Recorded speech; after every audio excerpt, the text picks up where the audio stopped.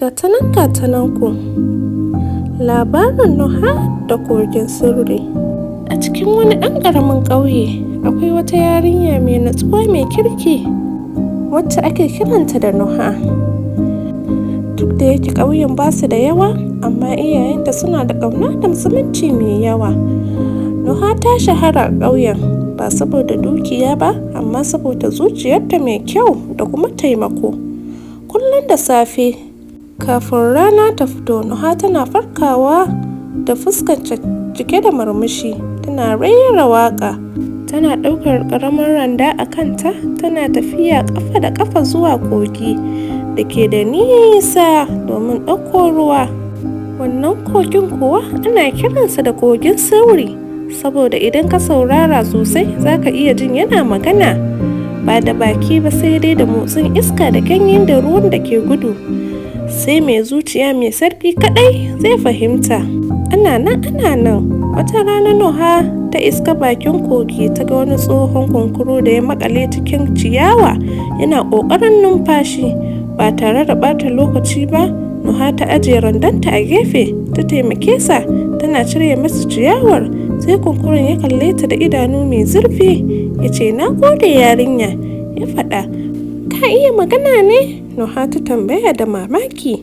Ya ce, "Eh, saboda taimakon da kika mini, ki nemi buri guda ɗaya, amma ki hankali, buri yana da nauyi." Nuha ta yi tunani. Nuha za ta iya neman zinare ko sabbin kaya, amma sai ta ce, "Ina son ƙauyena ya samu lafiya, abinci da zaman lafiya, ba wani abu ba." Kunkuru ya haskaka da launin zinare, zuciya irin taki ba ta da yawa. A take kogin ya fara kyalli da haske, bishiyoyi suka fara fidda 'ya'ya, rijiya ta cike da ruwa. A ƙauye yara masu ciwo sun warke, abinci ya cika har gidajen makwabta.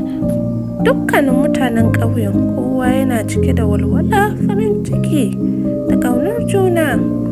Ana nan ba a nan labarin ta ƙare ba. Akwai wani mai suna Joro daga wani ƙauye mai nisa, zuciyarsa cike da kwaɗayi. Joro ya ji labarin wannan kunkurun. Joro ya kasance bai san komai ba sai kansa, sai son dukiya da son duniya.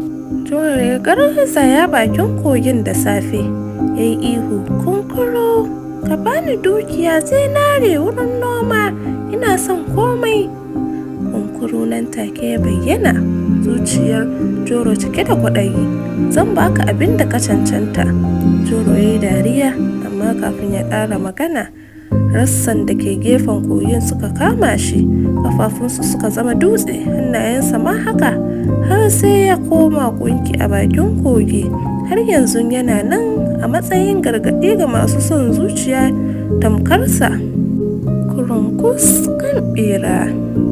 Wani darasi kuka fahimta a wannan labarin? Darasi: zuciya mai kyau da taimako tana jan albarka fiye da kowane dukiya. Kwaɗayi da mugunta suna jawo hasara da kunya. Yin alheri ba tare da tsammani ba shine mabuɗin nasara. Ku biyo ni domin ganin labarai masu tausayi, masu nishaɗi, masu gargaɗi da darasi. Don haka ku yi following, ku yi liking, ku yi commenting, ku danna ƙararrawa. Sai anjima.